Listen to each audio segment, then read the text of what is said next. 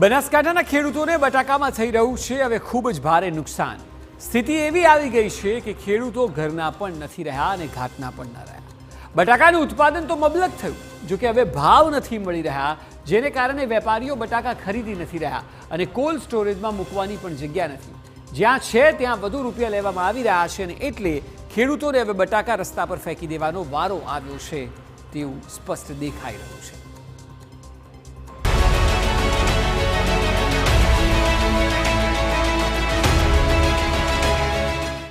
ખેડૂતો ભાવમાં ભરાયા।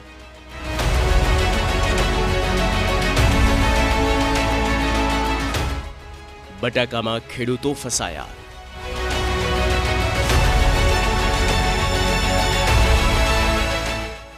થઈ રહ્યું છે ભારે નુકસાન।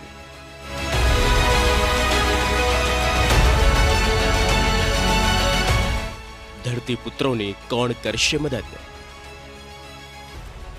બનાસકાંઠામાં ગુજરાતમાં સૌથી વધુ બટાકા થાય છે।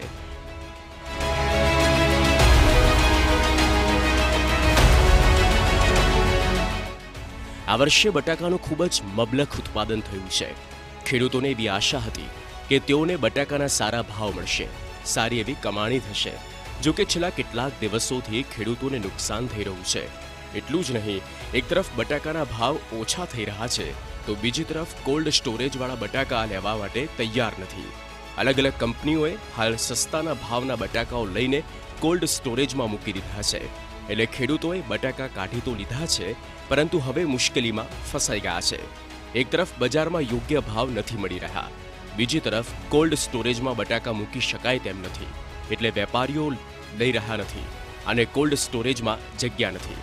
આ બેવડી મુશ્કેલીથી ખેડૂતોને નુકસાન જ નુકસાન થઈ રહ્યું છે। ખેડૂતોએ કાઢ્યાનો બટાકો, પણ માલ લેવા માટે કોઈ વેપારી આવતા નથી। વેપારી અને કોલ્ડ સ્ટોરવાળાની સણકોટના કારણે ખેડૂતો મુશ્કેલીમાં મુકાયા છે। આવા ઢગલા કરેલા બટાકા 10 દિવસ પછી તો માલ બગડી જવાનો છે। એટલે સરકાર સબસિડી આપે છે કોલ્ડ સ્ટોર બનાવવા માટે, પણ કોલ્ડ સ્ટોરવાળા આ બધો માલ છે કંપનીઓનો ભરે છે એના પોતાના સ્વાર્થ માટે, એટલે ખેડૂતો બહુ મોટું નુકસાન થવાની ભીતિ છે। ખેડૂતોનો બટાકાનો પાક અત્યારે ખેતરમાં પડ્યો છે, કોલ્ડ સ્ટોરેજના ભાડા વધારે છે અને ખેડૂતોને બટાકાનો ખર્ચ પણ થયો છે। ત્યારે હવે બટાકાના વેચાણને લઈને ખેડૂતો ફસાયા છે અને સરકાર પાસે કોલ્ડ સ્ટોરેજ ધારકોની નીતિ બદલવાની માંગ કરી છે। બટાકાનું વાવેતર કર્યું એ ટાઈમે સ્ટોર ઉપરથી 1800, 2000 અને 2500 રૂપિયાનું બિયારણ લઈને આવ્યું છે ખેતરની અંદર। કોઈ ખાતરો, યુરિયા ખાતર, ડીએપી ખાતર, પોટાશ જઈ સાલની અંદર 700 રૂપિયા હતું, આ સાલ 1800 રૂપિયા પોટાશનું। પછી ખાતરનો ભાવ વધ્યો, બિયારણનો ભાવ, પછી દવાનો ભાવ, અને આ લોકોને અમે કહેવા ગયા કે ભાઈ અમારે બટાકું સ્ટોર કરવું, વેચવું છે, એટલે એ લોકોએ કીધું 150-60 રૂપિયા ભાવ છે। અમે કીધું સ્ટોર કરવું, એટલે સ્ટોર કરવા માટે અમે કીધું, એટલે એ લોકો કે અમારું કોઈ ખાલી જ નથી બટાકા, સ્ટોર ભરેલું છે। એટલે આ લોકોએ કંપનીઓને આપી દીધું છે, અલગ અલગ કંપનીઓનો વેફર બનાવવા માટેનું કંપનીઓને આપી દીધું। ખેડૂત જાય છે એટલે ખેડૂતને તો મેકવા નહીં દેતા।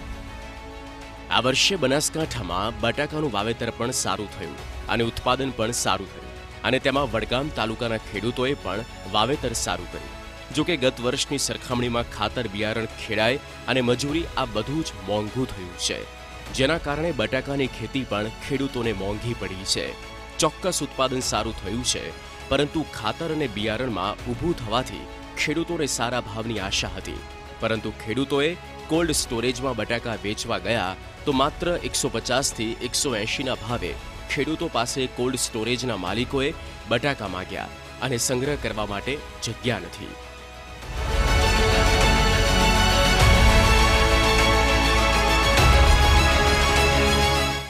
કોલ્ડ સ્ટોરેજના સંચાલકોનું કહેવું છે કે કંપનીના પણ બટાકા લેવાય છે અને ખેડૂતના પણ બટાકા લેવાય છે, ત્યારે ચોક્કસ કોલ્ડ સ્ટોરેજમાં જે મોટા ભાગના સંગ્રહ કરવામાં બટાકા આવી રહ્યા છે તે કંપનીઓ સાથે કરાર કરી અને કંપનીના બટાકા સંગ્રહ થઈ રહ્યા છે, એટલે મોટા ભાગના ખેડૂતો સ્ટોરેજમાં પોતાના બટાકા સ્ટોર કરવાથી વંચિત રહે છે। ઉત્પાદન સારું હતું, આ વર્ષે બટાકા બહુ વાવવાના હતા અને આ વર્ષે બટાકાનું ઉત્પાદન બી ખેડૂતોને સારું મળ્યું છે। એટલે અત્યારે કંપનીના બટાકા બી કોલ્ડ સ્ટોરેજમાં આવે છે, બધા કોલ્ડ સ્ટોરેજમાં, અને ખાવાના બી બટાકા અત્યારે આવે છે। સરકાર દ્વારા કોઈ સબસિડી આપવામાં આવે છે કોલ્ડ સ્ટોરેજમાં? ના, આ વર્ષે તો કંઈ સબસિડી આપવામાં આવી નથી. આગલા વર્ષની અને આગલા વર્ષે સબસિડી આપવામાં આવી. હવે જો ખેડૂતો પોતાના બટાકા કોલ્ડ સ્ટોરેજમાં નહીં મૂકી શકે તો તેઓને મોટું નુકસાન થશે. ખેતરમાં રહેલા બટાકા ખેતરમાં જ રહેશે અને ખેડૂતોને આર્થિક રીતે મોટો ફટકો પડશે. સવાલ એ કે શું સરકાર ખેડૂતોની કોઈ સહાય કરશે? બનાસકાંઠાથી અતુલ ત્રિવેદી સાથે બ્યુરો રિપોર્ટ.